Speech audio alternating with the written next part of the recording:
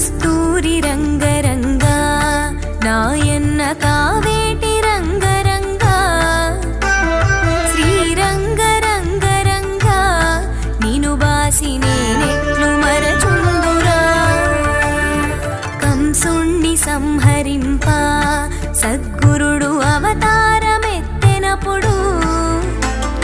దేవకీ గర్భమునను కృష్ణావతారమై జన్మించెను 7 రాత్రులు చేరిచి ఒక రాత్రి ఏకరాత్రిగా చేసెను ఆదివారము పూటను అష్టమి దినమందు జన్మించెను